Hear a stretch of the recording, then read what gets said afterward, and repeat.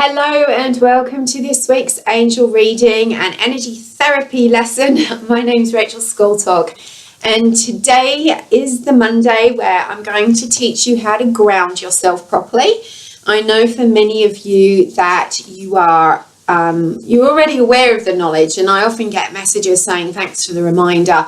But I need reminding sometimes too, to ground myself or protect my energy, or that there are certain techniques that I can use to help me through a situation.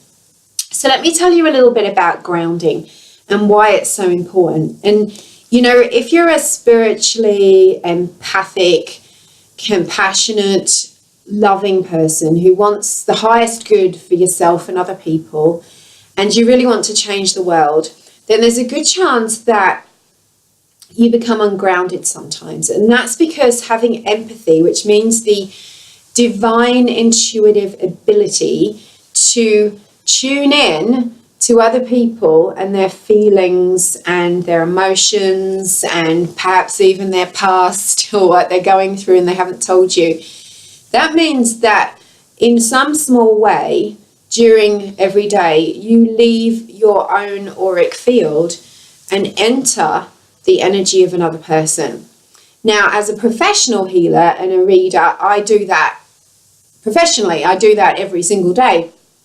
But also, as a human being living in the world who sometimes forgets that aspect, I'm doing it as well. And so, before I became a professional, and even for the first couple of years of doing this work, I used to really lose connection with myself because I was so good. It's an automatic, intuitive, natural born thing that you do. And so nowadays I don't forget so much to not do it, because I don't want to read and heal and feel what other people are feeling. But sometimes it just happens and I have to then reground myself to bring myself back into center. So if you're a person who's compassionate and empathic, then just by your very intentions, you are connecting with other people and going into their energy field, tuning into their stuff. And sometimes it's useful, but most of the time we want to stay in our own energy and only consciously tune into someone else if they are open to it, if they've invited us to, because it's bad energy manners to enter someone's energy field and tune into them unless we've been given permission. But also, you don't want to be carrying around the energies of other people. But in that moment where you leave your own energy field, you lose or can lose connection with your center. And that can leave you feeling shaky, hungry, airy-fairy, like you can't focus. You might find it difficult to concentrate. You might feel as if you've got low blood sugar, that kind of shaky feeling. You might find it difficult to warm up. Some people even have fainting spells or blackouts. They can find themselves confused about whose energy, whose emotions am I feeling. And lots of people who report having serious and chronic anxiety are actually feeling what it feels like to not be in their physical body. So you have a spiritual part of you, your soul, your energy, the non-physical part of you. And that non-physical part of you is the part that pre-exists your body and will continue to exist long after your body dies. So, and a long, long time from now. This isn't a psychic reading about you dying. But when your spirit is the holder of all the knowledge, the wisdom, is the intuitive, psychic, connected part of you, the part that connects to divine spirit and connects to other people. That part of you never forgets who you really are. Whereas your physical self, your mind, can sometimes forget who you really are, and you go into fear, you go into feeling negative about yourself, you go into blaming yourself or other people or feeling guilty. All of those negative emotions don't belong to your spirit. They belong to your physical, emotional self, the personality, the ego. So when your spirit drifts and separates from the true part of you, from the physical part of you, then you can start to have this kind of dissonance in your mind because you've actually lost contact with that spiritual part of you, that spirit energy. And that's where your life force energy comes from. That's where your healing energy comes from. So it's really important that during your lifetime, your spiritual and your physical are together, because it's like the person inside the car driving the car. You've got to have both of those things aligned and connected. And so many spiritually oriented people do not remember this, because when you get into the spiritual side of things and you feel that bliss of meditation and you're getting all of the insights and the guidance and you hold a crystal and you just feel out of this world, those feelings are amazing. They can become a little bit addictive. And so you start focusing on the top 3 chakras. Your throat chakra, which is all about your clairaudience, your ability to hear spirit and divine messages. Your third eye chakra, your ability to see and discern and tune in to spirit and the angels and your divine messages, and to project what you want into the universe, and to connect with that higher cosmos. And your crown chakra, which is the gateway between you and the divine. So when you're only focused on those 3 chakras, you're forgetting the ones that connect you to your physical body. So your heart chakra is a bit of both. You've got to have an open heart in order to connect into spirit and your angels. Your solar plexus chakra is where your willpower, your free will, your confidence, your inner power, where you combine the spiritual, the divine energy with your personality, and you come from that place of strength and putting out boundaries. If this isn't activated, then you're in trouble. Or if it's too activated in your physical, then you're in trouble too, because you have to start using your ego to overcome things. And then you've got the second chakra around your belly button, your navel. That's to do with your physical body, your sexuality, your reproduction, your creativity.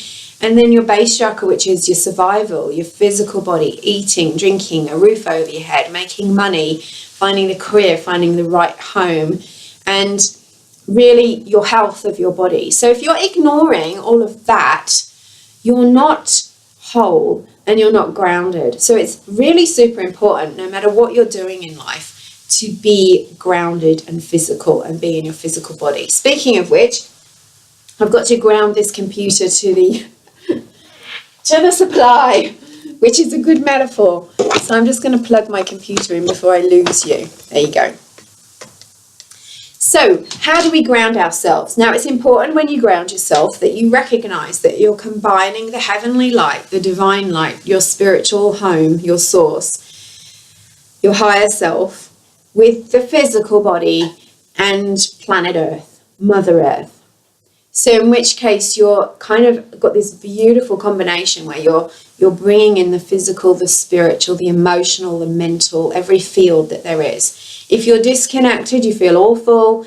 It's really hard to manifest from a disconnected place. When you're in a disconnected place, you can be more in a bad mood. You can feel angry. You can feel like you've got to try and make things happen. You've got to force people. You've got to try and make people like you. You get too caught up in all of that stuff, the realm of the ego. When you're ungrounded, you can also kind of feel like you know what you want to manifest, but you don't know how to get it. Because you need the spiritual, the inspiration, the guidance, the spiritual energy of the universe to combine with this physical body, which gives you a voice. It gives you arms and legs and a heartbeat. It gives you that ability to make it happen, to take the action necessary to receive what it is that you want. So you could be manifesting on the spiritual realm, and you could have your soulmate, and you could have your bank account, and you could have an unlimited flow of abundance. You could have the most amazing career, and it would all be up here. And you might get that feeling all the time, if I know it's going to happen, I know it's just around the corner. But if you don't actually ground yourself and you're not in your physical body, you're not going to be able to receive it. It's still going to be in the clouds. So that's where that saying comes from, making castles in the air, because you've manifested it in the spiritual realm, but you haven't manifested it in the physical, because that means you've actually got to take responsibility for taking action, making phone calls, writing up a website, you know, whatever it is that you need to do, it has to be together. And that's why so many people don't understand the need for grounding. So if you are a highly spiritual and sensitive person and you find yourself kind of off kilter like that, look at grounding as being your first step. There's a really awesome meditation that is on my website. If you sign up, rachelscoltock.com, there's a little box will come up where you can go to the bottom of the page and it'll say, put your email in here. You'll get 2 meditations that come to you straight away into your inbox. Check your spam. And one of them has an excellent grounding technique on there. And we'll talk more about grounding in other weeks. So just visualize for a moment that this beautiful spiritual light that you love so much is a beam of white light streaming down from above your head. It comes into your crown chakra. It fills up all of the chakras, the indigo chakra, the blue chakra, the green chakra, the yellow chakra of the solar plexus, the orange chakra of the navel, the red chakra of the base. So just see that beam of light coming down. Beautiful white light. And you can expand it out if you want to fill your whole body. And then you're going to send that stream down through your body, through the base of your spine and your pelvic area, down into the earth. And as you do so, imagine there is another chakra down there. It's a goldy brown colour and it's waiting for you like an open flower. Put it through that. That's your earth star chakra. Put that beam of light through that and watch what happens. It'll expand. And then send it deep into the centre of the earth. And imagine Mother Earth down there, however you want to visualise her. Is she a woman? Is she an angel? Is she a tree? Is she some other representation of Mother Earth? And give her that beam of white light. In fact, imagine it wrapping around a beautiful red boulder that is in the centre of the earth. And then start to feel the earth energy coming up. Now, part of the deal with grounding is that you are here now, present in your body. You're not in yesterday. You're not in tomorrow. You're not in La La Land. You're here and now, physical. And so you'll feel your body. You'll feel the heat of Mother Earth coming up through your base chakra. And you might want to bring the earth energy, and I see that as red, like the red center, red earth, coming into the base chakra, the orange chakra, the yellow chakra, the heart, the blue chakra, the indigo, and the silvery white chakra of the crown. And it all mingles with this beautiful white light. And maybe one of the good things that you can do is to think of something that you're grateful for, because that grounds everything into your heart. So you're doing heaven and earth. I'm here and now, and I'm grateful to be here and now. I'm grateful for the food in my fridge, or I'm grateful for this day with the sunshine. Whatever it is, just be grateful for a moment and feel that energy grounding you. You have to be present to make anything happen, to have anything happen, to receive what the universe and the angels is bringing you. So enough of that for now. As I said, there's lots more on grounding. All of my meditations include a grounding aspect, and it's really important that you do that. But let's pull you a couple of cards from the Archangel Michael deck. I'm going to have to put my glasses on, I think, for this. Okay, he's asking me for 3. Interesting that Archangel Michael was so strong today in pulling me towards his deck. I wanted to use another deck. So the first card.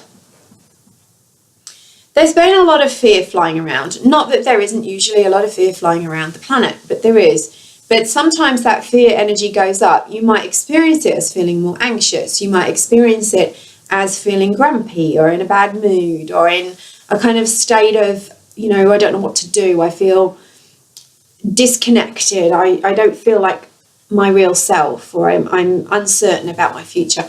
So the angels are saying to you, remember that fear is an illusion. It is the only illusion, because the only real energy in this planet that you can do anything with, that you can't create anything out of fear except more fear, but out of love you can create anything. So love, and love isn't just romantic love or family love, it's an energy. It's the building blocks that have created you and I and the trees and the planets and everything else. So Archangel Michael's first card for you this week is that you and your loved ones are safe. And Archangel Michael is saying to me in my ear that that includes your loved ones in heaven. So know that your loved ones, your pets, your deceased loved ones, human loved ones are with you, and they are safe and protected and living in bliss. And that you can relax, and it's important to understand that you need to live your life, that this isn't a dress rehearsal, that it's important, and you have permission from both the angels and your loved ones to go for it. That's the message I'm getting for you. Now, how is this for amazing? The second card is your guidance. So the theme of it is always the first card. The second card is you are guarded and protected. Now, this isn't just telling you that heaven surrounds you, the angels surround you. Archangel Michael, the protector angel, is with you, and you can call on him any time that you feel vulnerable, unsafe, or even in a bad way, in any way, shape, or form. Understand that when you're experiencing negativity, you're experiencing fear.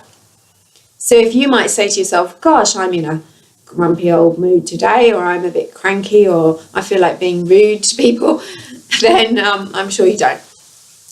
Understand that you are in a state of fear, and that awareness is going to change your life. And when you ask for Archangel Michael to come to you, he will remove the energy of fear, or he'll do his best to if you're willing to let it go. So this isn't just a message to tell you that you're guarded and protected by angels. It's reminding you to call on them and to also do things to protect and guard yourself. So what do you need to do to look after the aspects that you are fearful of in your life? You know, if you're worried about your bank balance, do you need to take out some insurance? Do you need to change your spending habits? Do you need, do physical things as well as energetic things? Look at the video from a week ago or 2 weeks ago and learn how to protect your energy. It reminds me that my little book that I wrote sort of 10 years ago is called Loving Your Sensitive Self, and it's all about how to protect and manage your energy. There is lots of techniques and stories and case studies in here about protecting your energy in ways that you haven't heard of before. So Archangel Michael's reminding you to do the energy work to protect yourself, purple light around you, a hooded cloak to protect you from the negative thoughts of other people.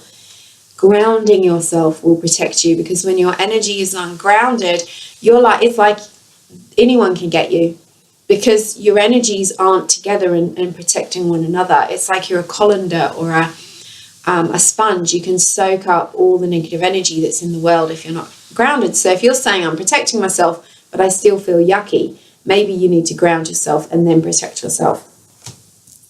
The outcome card is write about your thoughts and feelings. Now, this is a card that's saying that you can tap into your divine wisdom. You can tap into the angels' messages whenever you want.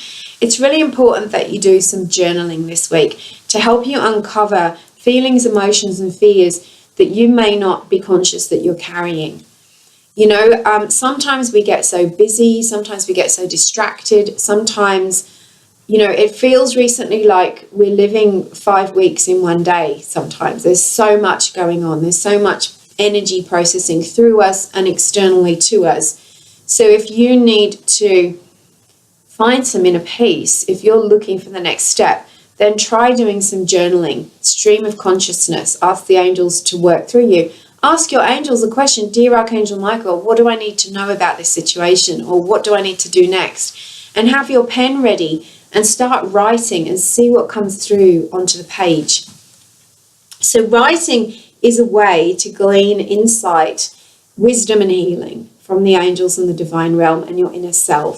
So that's coming through really, really strongly with the protection. So it feels like you need to create a sacred space around you so that you can release some unhealed energies. You can come into conscious contact with your angels and God and understand what your next steps are. This isn't the time for messy distraction or doing things for the sake of doing them. Do them if they have meaning.